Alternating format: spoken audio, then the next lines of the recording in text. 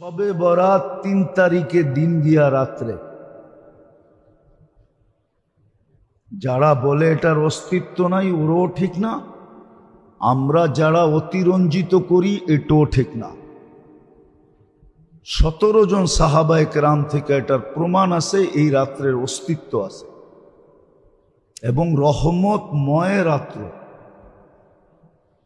নিজের সম্পর্ক আল্লাহর সাথে নবায়ন করার রাত্র,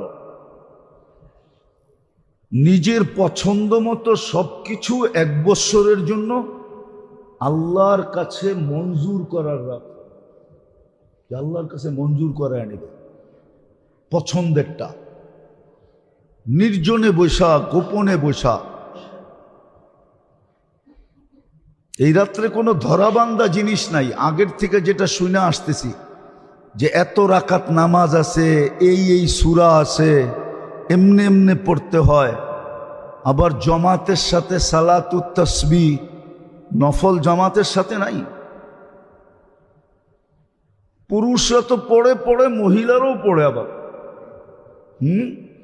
না, এগুলা কিচ্ছু নাই। যেটা আছে ওইটাই আপনাকে বলতেছি।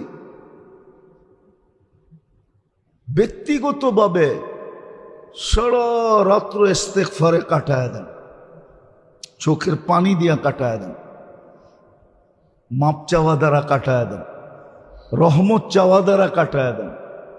এতটুক চান যে আপনার মন এক সময় ভিতর থেকে বলবে, ভিতর থেকে মনেই বলবে, আল্লাহ মনকে বলাবে যে যথেষ্ট হয়ে গেছে।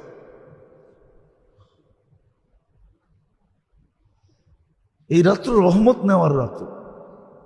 এটা রহমতে খাস, যেটা বলতেছিলাম যে ২৪ ঘন্টা তো আল্লাহ আমাদেরকে রহমতের ভিতরে ডুবায় রাখেন, এতে কোনো সন্দেহ নাই, যার কারণেই আমরা বেঁচে আছি। কিন্তু কিছু সময় আছে, কিছু দিন আছে, কিছু পর্ব আছে, কিছু মাস আছে যেটার ভিতরে আল্লাহর খাস রহমত নাজেল হয়। এটাকে টোকানো উচিত, জানা উচিত, চিহ্নিত করা উচিত, কাজে লাগানো উচিত। ছেলে পেলে কেউ বুঝান, এই রাতে পটাকা ফোটানোর রাত্র না। বাচ্চাদেরকেও ঘরে কাজে লাগান।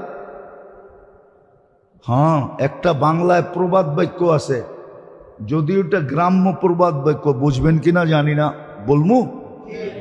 বলে আগের হাল যেদিকে যায় পিছের হালও ওদিকে যায়। আগের হাল বোঝেন? হ্যাঁ, জমি চাষ করতে